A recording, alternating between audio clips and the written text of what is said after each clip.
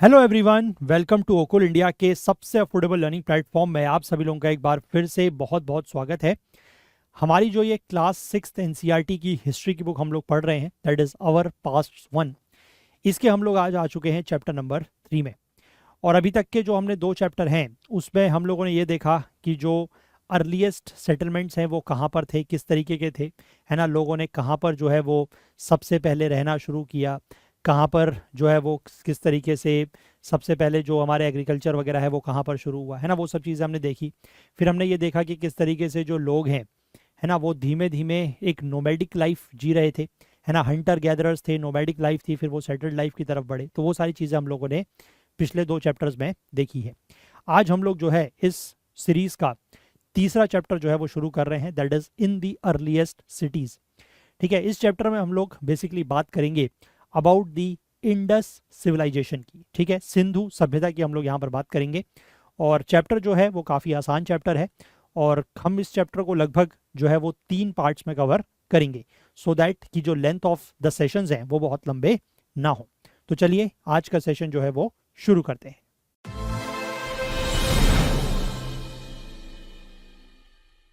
तो मैंने आपको शायद पिछले चैप्टर में ये बात बताई थी कि हम लोग इस चैप्टर से डायरेक्टली अब जो है वो डायरेक्टली बुक से पढ़ेंगे। ठीक है, और जो भी चीज़ें इंपॉर्टेंट होंगी वो मैं आपके लिए, मतलब कोई इमेजेस इंपॉर्टेंट होंगी या कुछ भी और टेक्स्ट इंपॉर्टेंट होगा तो वो मैं आपको यहीं पर मेंशन कर दूंगा। और मैं एक बार फिर से आपको याद दिला दूं कि ये सारी की सारी जो बुक हम लोग कवर कर रहे हैं, इस पूरी की पूरी सीरीज में हम लोग कवर कर रहे हैं किस सेशन की बुक, ये ध्यान रखने वाली बात है, दैट इज 21-22 के सेशन की बुक। ठीक है, तो ये बुक्स आप लोगों को नहीं मिलेंगी, है ना। ऑब्वियस सी बात है, इंटरनेट पे थोड़ा सा मिलना मुश्किल है और पूरी बुक्स आपके लिए ज़रूरी भी नहीं है। तो आप लोग क्या करिए, हमारी जो वेबसाइट है वहाँ पर चले जाइए, वहाँ पर आपको इसके नोट्स मिल जाएंगे, तो आप वहाँ से इन नोट्स को परचेज कर सकते हैं। ठीक है, चलिए तो शुरुआत करते हैं इस चैप्टर की। यहाँ पर बेसिकली 2 बच्चों की कहानी है। ठीक है, एक का नाम है जसपाल और एक का नाम है हरप्रीत। प्रोबेबली यही वो 2 लोग हैं, है ना। ये अपने घर के बाहर एक लेन में यानी कि गली में क्रिकेट खेल रहे होते हैं। ठीक है, और तभी इनकी नज़र जो है वो कुछ लोगों पर पड़ती है। और वो लोग क्या कर रहे होते हैं कि उस एरिया की एक बहुत पुरानी बिल्डिंग होती है। ठीक है, डायलेपिडेटेड मतलब टूटी फूटी स्थिति में एक बिल्डिंग होती है, ओल्ड एंड ब्रोकन कंडीशन की एक बिल्डिंग होती है। लोग जो होते हैं उस बिल्डिंग के बारे में उसको एडमायर कर रहे होते हैं, उस बिल्डिंग की प्रशंसा कर रहे होते हैं, उसकी तारीफ या उसकी सराहना कर रहे होते हैं। ठीक है, और बच्चों को वो जो घर है वो लगता था एक हॉन्टेड प्लेस है। हॉन्टेड प्लेस मतलब जो एक डरावनी जगह होती है, एक भूतहा महल जिसको कहते हैं। बच्चों को लगता था कि ये तो टूटी फूटी बिल्डिंग है, ये एक भूतहा महल है। लेकिन लोग जो है उस बिल्डिंग की एडमायरेशन कर रहे होते हैं, तारीफ कर रहे होते हैं। ठीक है, अब वो जो लोग एडमायर कर रहे होते हैं उनमें से एक कहता है कि देखो इसका आर्किटेक्चर कितना बढ़िया है, इस बिल्डिंग के आर्किटेक्चर की बात करते हैं। ठीक है, एक महिला जो है वो पूछती है कि क्या आपने इसमें जो वुड कार्विंग है, ठीक है, जो लकड़ी का काम किया हुआ, जो नक्काशी की हुई है, क्या आपने वो देखी। ठीक है, तो यहाँ पर इनका ये कहना था, मतलब इन लोगों का ये कहना था कि हम जो है वो मिनिस्टर से कहेंगे ताकि वो कुछ इस तरीके की व्यवस्था या अरेंजमेंट्स करे ताकि जो ये पुराना घर है, बहुत ब्यूटीफुल हाउस है, इसकी मरम्मत की जाए, इसको रिपेयर किया जाए, उसको प्रिजर्व किया जाए। ठीक है, तो अब इन बच्चों के मन में ये सवाल आता है कि would why would anybody be interested in the old run down house, कि कोई भी जो है, मतलब कोई भी व्यक्ति या कोई भी गवर्नमेंट मिनिस्टर वो इस तरीके के जो टूटे फूटे मकान है, इस तरीके का जो पुराना मकान है उसमें इंटरेस्ट क्यों होगा, इंटरेस्टेड क्यों होगा। ठीक है, तो ये बेसिकली एक मतलब भूमिका देने की कोशिश की है इस चैप्टर को। तो यहाँ से हम लोग जो है वो स्टोरी स्टार्ट करेंगे अपनी हड़प्पा की। तो कई बार ऐसा होता है कि जो पुरानी बिल्डिंग्स होती हैं वहाँ से हमें कुछ ना कुछ स्टोरी या कहानी जो है वो मिलती है।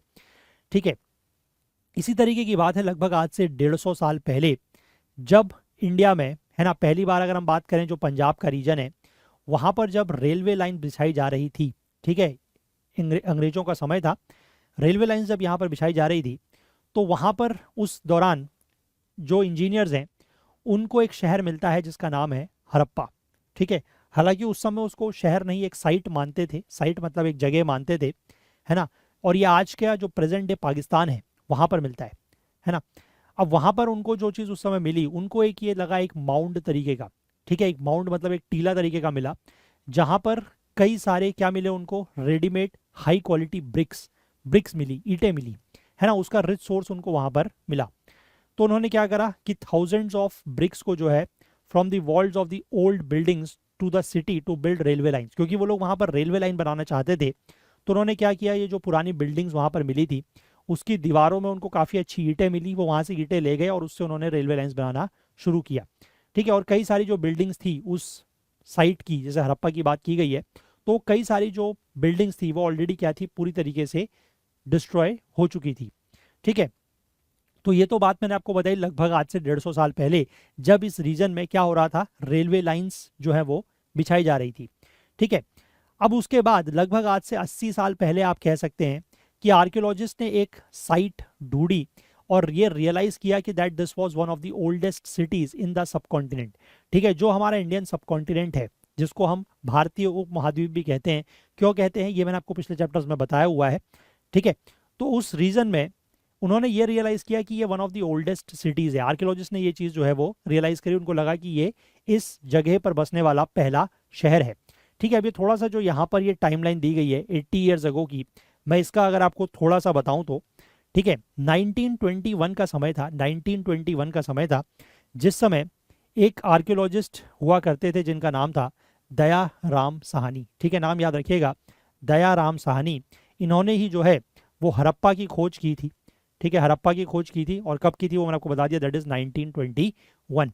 ठीक है, ये ध्यान रखिएगा। ठीक है, और ये दयाराम साहनी कौन थे, ही वॉज एन आर्कियोलॉजिस्ट, ये मैंने आपको बता दिया। और ये याद रखिएगा कि हड़प्पा को लेकर जो पहली रिपोर्ट पब्लिश की गई है वो किसके द्वारा पब्लिश की गई है, ये भी नाम याद रखिएगा, इंपॉर्टेंट है, दैट इज जॉन मार्शल। ठीक है, पहली रिपोर्ट हड़प्पा को लेकर जो पब्लिश की गई है वो जॉन मार्शल के द्वारा पब्लिश की गई है।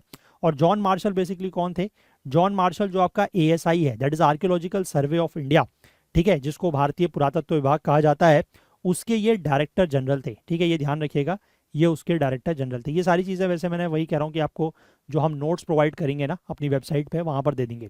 तो ASI के डायरेक्टर जनरल थे, और कब से कब तक थे, 1902 से लेकर 1928 तक। ठीक है, 1902 से लेकर 1928 तक ASI के ये डायरेक्टर जनरल थे जॉन मार्शल, और इन्हीं के अंडर में दयाराम साहनी एक आर्कियोलॉजिस्ट थे। इन्होंने क्या किया, हड़प्पा की खोज की 1921 में।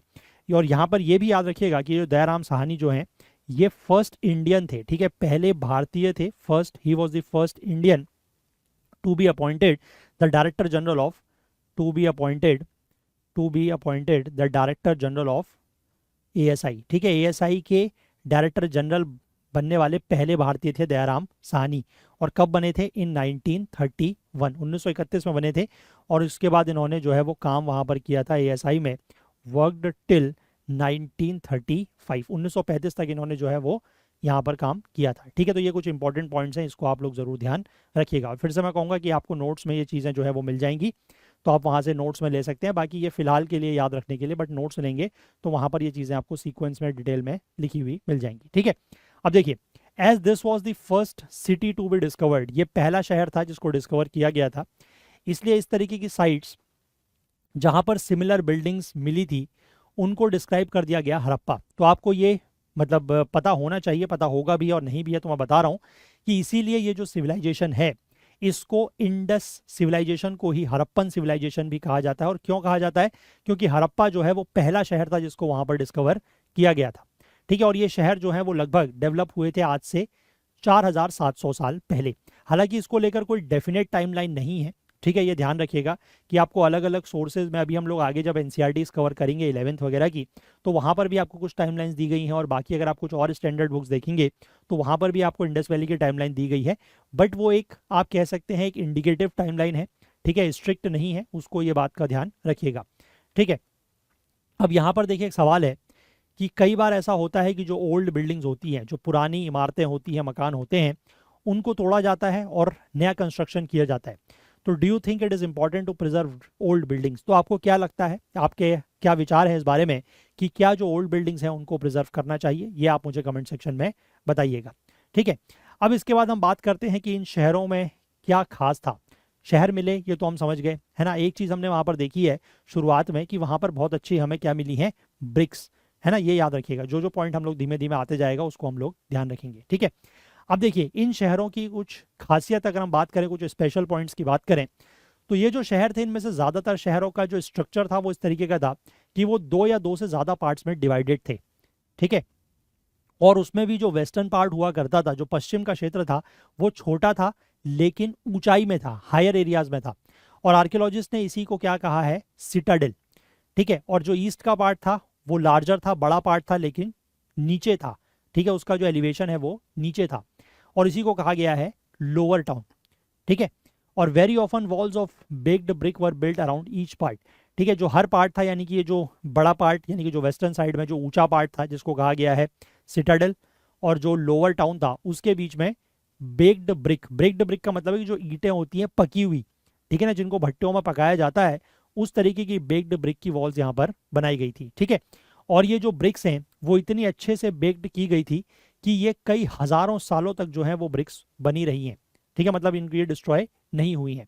और ब्रिक्स जो है वो इंटरलॉकिंग पैटर्न में लगाई गई थी, और जिसकी वजह से जो वॉल्स हैं वो काफ़ी ज़्यादा स्ट्रॉन्ग बनी है। मैं आपको यहाँ पर सिटाडेल की इमेज भी दिखाने की कोशिश करता हूँ। ये देखिए, ठीक है, ये इंटरनेट पे मुझे इमेज मिली है, मतलब एग्जैक्टली तो मैं मतलब क्या कहूँ, बट आप इसको समझ सकते हैं, इंडिकेटिव इमेज हो सकती है कि ये वाला जो पोर्शन है ये आपको दिख रहा है, ये हायर पोर्शन है यहाँ से, है ना, ये यहाँ से आप कह सकते हैं कि हायर पोर्शन है। तो इसको कहा गया है this is known as citadel. ठीक है, ये ऊंचाई वाला एरिया है, सिटाडेल है, छोटा एरिया है, हालांकि इमेज थोड़ा सा क्लोज ली गई है, तो आपको ये जो लोअर एरिया है वो थोड़ा सा मतलब छोटा दिखाई दे रहा है, बट लोअर एरिया थोड़ा सा बड़ा हुआ करता था। और यहाँ पर आपको देख सकते हैं कि सब जगह पर ये जो ब्रिक्स हैं, ठीक है, ब्रिक की जो वॉल्स हैं वो दिखाई दे रही हैं। ठीक है ना, क्लियर है बात। चलिए आगे देखते हैं इसमें क्या लिखा गया है। तो एक तो ये बात हो गई है ना मेजर, ये बड़ा इंपॉर्टेंट पॉइंट है। ठीक है, ये जो टाउन्स का डिवीजन था इनटू टू पार्ट्स, है ना, into Citadel and lower town, ये समझ गए। ब्रिक्स का जिक्र यहाँ पर फिर से किया गया है। ये भी याद रखिएगा कि ब्रिक्स को जो है वो इंटरलॉकिंग पैटर्न में लगाया गया है ना, और इसकी वजह से जो ब्रिक्स हैं, जो वॉल्स हैं, वो काफ़ी ज़्यादा स्ट्रांग हो गई हैं। ठीक, अब कुछ शहरों में जो ये सिटाडेल था, यहाँ पर कुछ स्पेशल बिल्डिंग्स थी, है ना, जैसे कि अगर हम बात करें, एक और शहर है जिसका नाम है मोहनजोदड़ो। ठीक है, मोहनजोदड़ो, यहाँ पर एक बड़ा स्पेशल टैंक हमें देखने को मिलता है जिसको कहा गया है ग्रेट बाथ। ठीक है, ये ग्रेट बाथ जो है वो किस एरिया में बना है, ध्यान रखिएगा, ग्रेट बाथ जो है वो आपका ये जो सिटाडेल वाला पोर्शन है वहां पर बना है। ठीक है, अब ये जो ग्रेट बाथ है ये भी मैं आपको अगले पेज पर दिखाता हूँ, इसकी इमेज भी। ये ग्रेट बाथ जो है वो एक तरीके का आप कह सकते हैं, जैसे आप इसको आज के समय में ऐसे विजुअलाइज करिए, एक स्विमिंग पूल मान लीजिए। ठीक है, एक बहुत बड़ा सा स्विमिंग पूल मान लीजिए, जिसमें चारों तरफ से क्या है, ब्रिक्स लगी हुई हैं, ब्रिक्स के ऊपर प्लास्टर किया हुआ है ना, और उसको वाटर टाइट किया गया है with a layer of natural tar. ठीक है, टार का बेसिकली वो चीज़ होती है जो आपने देखा है ना, जो सड़कों वगैरह में इस्तेमाल करते हैं ऊपर की कोटिंग करने के लिए, है ना, जिसको डामर भी बोलते हैं हिंदी में। तो उसी का इस्तेमाल करके उसको वाटर टाइट किया गया ताकि वाटर उससे जो है वो लीक ना हो। ठीक है, तो इसकी अगर मैं आपको पहले की इमेज दिखा दूं, देखिए ये है इसकी इमेज, ये आप देख सकते हैं, ये जो बीच का पोर्शन है यही है वो ग्रेट बाथ। ठीक है, ये जो बीच का आपको लोअर पोर्शन दिख रहा है दिस इज ग्रेट बाथ। ठीक है, इसके चारों तरफ जो है वो यहाँ पर आपको रूम्स बने हुए दिख रहे हैं। ठीक है, अब वो मतलब अब उतने पुराने हैं तो वो थोड़ा सा टूट गए हैं, है ना, बट वो डायलेपिटेटेड कंडीशन में दिख रहे हैं, बट यहाँ पर रूम्स हैं क्लोथ्स चेंज करने के लिए। यहाँ से आपको नीचे जो है वो स्टेयर्स दिख रही हैं। ठीक है, मतलब यहाँ से नीचे उतरने के लिए है ना, उतरने चढ़ने के लिए है। अब इसकी जो साइड की वॉल्स वगैरह हैं वो थोड़ा सा टूट सी गई हैं यहाँ पर, है ना, बट आप इसको समझ सकते हैं। ठीक है, किस तरीके का होगा ये। अब इसके बाद यहाँ पर लिखा है कि इसमें देखिए, मैंने बताया कि इसमें स्टेप्स हैं, है ना, स्टेप्स दो साइड से स्टेप्स हैं, चारों तरफ से रूम्स बने हुए हैं। रूम्स इसीलिए हैं ताकि लोग जो है वो वहाँ पर जाके अपने कपड़े वगैरह बदल सके, है ना। अब इसमें जो पानी भरा जाता था वो कहीं दूर से लाया जाता था। ठीक है, कोई वेल वगैरह होगा, कोई कुआं होगा, वहाँ से पानी लाते थे और इस्तेमाल के बाद उस पानी को ड्रेन भी कर लेते थे। परहैप्स जो है कुछ इंपॉर्टेंट लोग इस सॉरी इस टैंक का इस्तेमाल डिप लेने के लिए करते थे कुछ स्पेशल ओकेजन्स में। मतलब ये एक तरीके से कहिए कि कुछ खास अवसरों पर, कुछ स्पेशल ओकेजन्स पर, जैसे होता है ना कि हम जैसे तीर्थ स्थान पे जाते हैं, कोई अगर कोई हमारा त्योहार होता है तो हम तीर्थ स्थान पे जाते हैं और वहाँ पर जो पवित्र नदियाँ वगैरह होती हैं उनमें जाके डुबकी लेते हैं। ठीक है, जैसे गंगा में डुबकी लेने का बड़ा महत्व है ना, हिंदू धर्म में। तो उस तरीके की चीज़ें जो है ये कुछ उस तरीके का बताया गया है कि स्पेशल ओकेजन्स में इस जगह का इस्तेमाल डिप लेने के लिए द्वारा किया जाता था और कुछ इंपॉर्टेंट लोगों के लिए होती होगी ये चीज़ें, है ना। अब यहाँ पर कुछ और शहर का जिक्र है, जैसे हड़प्पा का शुरुआत में हमने जिक्र देख लिया, उसके बाद हमने ये ग्रेट बाथ का जिक्र देखा मोहनजोदड़ो में। इसके बाद कुछ और शहरों का जिक्र भी है, जैसे यहाँ पर जिक्र है कालीबंगन का और जिक्र है लोथल का। यहाँ पर हमें फायर ऑल्टार्स देखने को मिलते हैं। फायर ऑल्टार्स बेसिकली क्या है, ये जैसे आपने देखा है ना जो हवन कुंड होते हैं, ठीक है, ये जिसको अग्निवेदी कहते हैं, तो उस तरीके के ये फायर अल्टार्स देखने को मिले हैं जहाँ पर सेक्रीफाइसेस, सेक्रीफाइसेस मतलब वही जो यज्ञ वगैरह किए जाते थे वो यहाँ पर होते थे। और कुछ शहरों में जैसे कि अगर हम बात करें मोहनजोदड़ो, हड़प्पा या लोथल में, वहाँ पर कुछ स्टोर हाउसेज भी देखने को मिले। ठीक है, स्टोर हाउसेज मतलब जहाँ पर अनाज वगैरह जो है वो स्टोर किया जाता था। ये हमने अनाज के बारे में कि अनाज जो है वो सरप्लस में होने लगा है, उसके लिए लोगों को पॉट्स वगैरह की ज़रूरत पड़ी है रखने की, ये हमने पिछले चैप्टर में ही बात की है। ठीक है, अगर आपको याद है तो। ठीक है, तो ये चीज़ हो गई। अब मैं यहाँ पर आपको ना ये जो फायर ऑल्टार्स हैं इसकी भी मेरे को एक इमेज इंटरनेट पे मिली है। तो इस तरीके की ये जो इमेज है, यहाँ पर ये जो रीजन आपको दिख रहा है, ये फायर ऑल्टार्स बताया गया है कि ये फायर ऑल्टार्स है। ठीक है, तो इस तरीके की चीज़ें जो है वो यहाँ पर देखने को मिलती है। क्लियर है बात? ठीक है, अब यहाँ से ये जो जगह है ना, जो शहर है वो आपको यहाँ पर दिख रहे हैं कौन सा कहाँ पर है। जैसे ये हमने बात करी मोहनजोदड़ो की। ठीक है, इसके बाद इधर हम ये नीचे देख रहे हैं गुजरात के रीजन में हमें लोथल दिख रहा है, धौलावीरा दिख रहा है ना, सुरकोटदा दिख रहा है। फिर ऊपर अगर हम बात करते हैं इधर हड़प्पा दिख रहा है। फिर इधर ये जो हरियाणा का रीजन है, यहाँ पर हमें राखीगढ़ी, कालीबंगन है ना, गनवेरी वाला, ये इस तरफ से रीजन हमें दिखाई दे रहे हैं, है ना। तो इसके बारे में हम लोग आगे और डिटेल में डिस्कस करेंगे, बट धीमे धीमे जिन शहर का यहाँ पर मेंशन आते जा रहा है उनको हम लोग ज़रूर याद रखेंगे, है ना। इसके बाद आगे बढ़ते हैं। अब यहाँ पर ये जो हाउसेज हैं इनके बारे में बात की जाएगी। ठीक है, देखिए जनरली जो यहाँ पर अब घर बने होते थे वो आइदर 1 और 2 स्टोरीज होते थे, मतलब 1 मंजिला या 2 मंजिले मकान होते थे। और एक कोर्टयार्ड के अराउंड जो है वो रूम्स बने होते थे। कोर्टयार्ड मतलब आप लोगों ने देखा होगा, ये आपके कुछ लोगों के घर में हो भी सकता है, जैसे एक खुला सा आंगन है। ठीक है, बीच में एक खुला सा आंगन है और उसके चारों तरफ ऐसे करके यहाँ पर रूम्स वगैरह जो है वो बने हुए हैं। ठीक है, तो उसको कहा जाता है कोर्टयार्ड। तो उस तरीके का यहाँ पर होता था। कई सारे जो घर हैं उनमें सेपरेट बाथिंग एरिया होता था, मतलब नहाने के लिए अलग से जगह होती थी। और कुछ घरों में जो है वो अपने खुद के वेल्स या कुएं भी होते थे पानी के सप्लाई के लिए। ठीक है, अब ये जो कई सारे शहर है ना, यहाँ पर ड्रेन्स होती थी। ड्रेन्स मतलब नालियाँ होती थी और वो भी काफ़ी कवर्ड। ठीक है, कवर्ड ड्रेन्स हुआ करते थे। तो notice how carefully these were laid out in straight lines. ठीक है, स्ट्रेट लाइंस में जो है वो इनको बनाया जाता था। हालांकि आप इनको मतलब उतना ज़्यादा देख नहीं पाएंगे, ये चीज़ समझ नहीं पाएंगे, लेकिन हर नाली में जो है वो क्या होता था, एक जेंटल स्लोप होता था। और स्लोप इसलिए होता था ताकि पानी उनसे जो है वो आसानी से फ्लो कर सके, है ना। इसीलिए ये जो स्लोप वगैरह है वो भी दिया जाता था। और वेरी ऑफन कई बार ऐसा भी देखने को मिला है, मतलब ज़्यादातर बार ऐसा ही देखने को मिला है कि जो घरों से ड्रेन्स होते थे, जो घरों का पानी जैसा आता था, जो वेस्ट वाटर था ना, वो ड्रेन से आके वो जो स्ट्रीट्स पर जो ड्रेन्स है, ठीक है, जो मतलब जो बड़े नाले हैं उनमें जाके वो मिलते थे। तो स्मॉलर ड्रेन्स जो हैं वो बड़े नालियों में जाके मिलते थे। और ये ड्रेन्स जो है, क्योंकि मैंने बताया कि कवर्ड ड्रेन्स थी, जैसे आजकल आप देखेंगे कि शहरों में आपको या गली मोहल्लों में आपको जो नालियाँ दिखती हैं वो ज़्यादातर कैसी होती हैं, ओपन ड्रेन्स होते हैं। ठीक है, बट ये कवर्ड ड्रेन्स हुआ करती थी। तो आप समझ सकते हैं कि इनकी टाउन प्लानिंग जो है वो कितनी बेटर थी, है ना, कितनी बेहतर थी। तो क्योंकि अब ये ड्रेन्स कवर्ड हुआ करती थी तो इसीलिए वहाँ पर बीच बीच में इंस्पेक्शन होल्स दिए जाते थे ताकि उनकी सफाई जो है वो कर सके। ठीक है, और तीनों ही चीज़ें, चाहे हम बात करें घरों की, चाहे हम बात करें ड्रेन्स की या स्ट्रीट्स की, ये प्रोबेबली काफ़ी प्लान्ड होती थी। और ये मान सकते हैं कि तीनों चीज़ें जो है वो सेम टाइम पर ही बनी होंगी, है ना। तभी जो है वो आपको प्रॉपर रोड्स दिखाई देंगी, रोड्स के में आपको ड्रेन्स नालियाँ दिखाई देंगी, फिर उस तरीके से घर दिखाई देंगे, वो चीज़ें।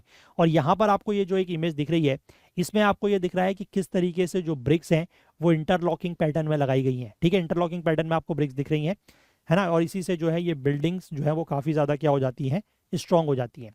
ठीक है, अब यहाँ पर देखिए एक सवाल पूछा गया है और इसका सवाल का जवाब मैं चाहूँगा कि आप लोग ज़रूर मुझे दें। और वो सवाल ये है कि हमने कुछ तरीकों के घर, है ना, कुछ तरीके के हाउसेस का जिक्र किया है पिछले चैप्टर में भी। तो आपको मुझे ये बताना है कि जो मैंने यहाँ पर हाउसेस का जिस तरीके से जिक्र किया उनमें और जो हमने चैप्टर 2 में जिस तरीके के हाउसेस का जिक्र किया है उनके बीच में क्या डिफरेंस है। ठीक है, क्या अंतर है, क्या डिफरेंस है, ये आप मुझे कमेंट सेक्शन में बताइएगा। ठीक है ना, बात क्लियर है। चलिए इसके बाद आगे बढ़ते हैं, थोड़ा सा हम लोग और देखते हैं, फिर इस सेशन को हम लोग कंप्लीट एंड करेंगे।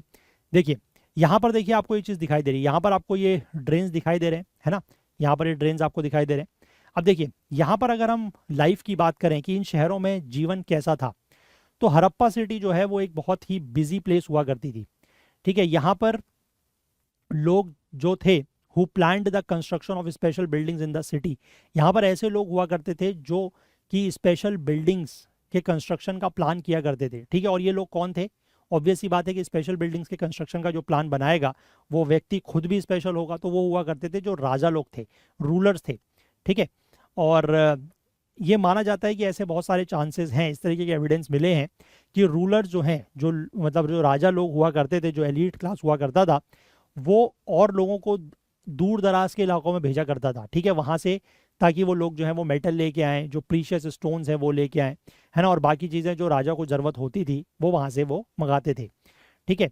अब राजा जो है वो ये माना जाता है कि वो जो सबसे मूल्यवान वस्तु है, जैसे कि गोल्ड या सिल्वर के ऑर्नामेंट्स या फिर जो ब्यूटीफुल बीड्स वगैरह हैं, है ना, जो मनके वगैरह होते हैं सुंदर सुंदर, वो माना जा सकता है कि वो उनको खुद के लिए रखते थे और बाकी चीज़ों को जो है वो अपने लोगों में या प्रजा में बांट देते थे, ठीक है। इसके साथ ही साथ वहाँ पर कुछ स्क्राइब्स लोग भी होते थे। स्क्राइब्स मतलब क्या है? ये वो लोग हैं जो लिखना जानते थे, ठीक है, जो लोगों की मदद किया करते थे सील्स बनाने में। अभी सील्स वगैरह क्या होती है आगे देखेंगे, है ना। और इन्होंने कुछ ऐसे मटेरियल्स पे भी लिखा हो सकता है, जो हो सकता है कि कुछ ऐसा मटेरियल हो जो अभी सरवाइव नहीं किया हो, है ना। बट वहाँ पर आप समझ सकते हैं कि 3 तरीके के लोगों का यहाँ पर जिक्र किया गया है अभी तक। एक तो रूलर्स हैं, ठीक है, जो आप कह सकते हैं मोस्ट एलीट या प्रोमिनेंट क्लास है। उसके बाद कुछ और पीपल हैं जिनको राजा जो है वो कहीं दूर दराज भेजा करता था, सामान वो लाते थे, जो इंपॉर्टेंट सामान होता था, वैल्यूएबल चीज़ें होती थी, उसको राजा अपने पास रख लेता था। बाकी चीज़ें जो है फिर वो औरों में बांट दी जाती थी, है ना। फिर उसके बाद ये स्क्राइब्स भी यहाँ पर पाए गए हैं। स्क्राइब्स मतलब ऐसे लोग जो लिखना जानते हैं, है ना, जिनसे राजा जो है वो आगे जाके इंस्क्रिप्शंस वगैरह लिखवाएंगे अभी, है ना। और सील्स वगैरह बनाने में जिन लोगों की मदद किया करते थे जो लोग, वो स्क्राइब्स हो गए। इसके साथ ही साथ यहाँ पर there were men and women craft persons making all kinds of things either in their homes और इन स्पेशल वर्कशॉप्स, ठीक है। वहाँ पर फिर आदमी और औरतें हुआ करती थी, क्राफ्ट पर्सन हुआ करते थे, शिल्पकार जिनको हम कह सकते हैं, है ना, जो इस तरीके की चीज़ें बनाया करते थे, या तो अपने घरों में या फिर उसकी कोई स्पेशल वर्कशॉप होती होगी वहाँ पर बनाते थे।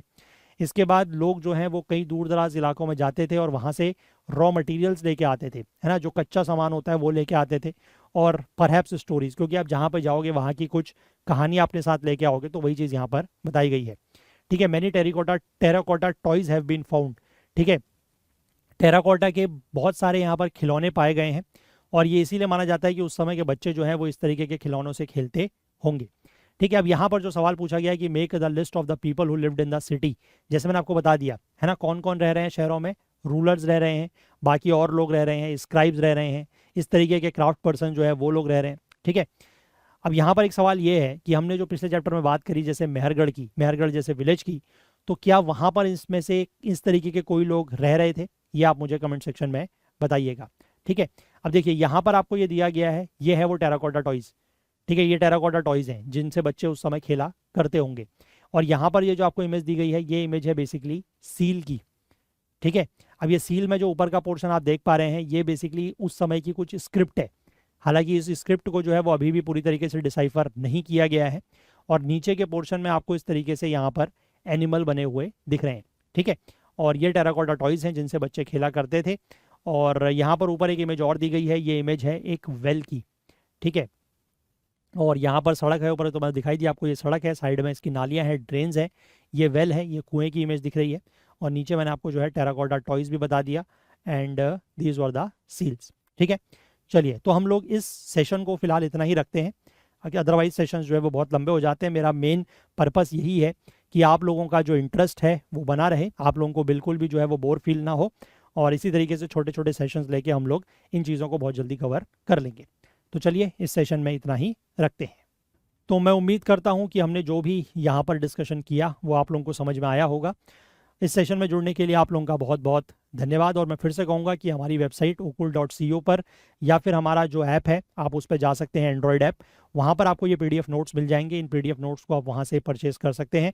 और इस चैनल को अभी तक आपने अगर सब्सक्राइब नहीं किया है तो वो ज़रूर करें। यहाँ पर आपको सारे के सारे जो वीडियोज़ हैं ये मिल रहे हैं। तो चलिए, इस सेशन में इतना ही। अगले सेशन में इस चैप्टर को हम लोग कंटिन्यू करेंगे और बहुत जल्द जो है वो कंप्लीट भी कर लेंगे। तो तब तक के लिए अपना बहुत बहुत ध्यान रखें। Please do take care of your self. Thank you. Have a nice day. Bye bye.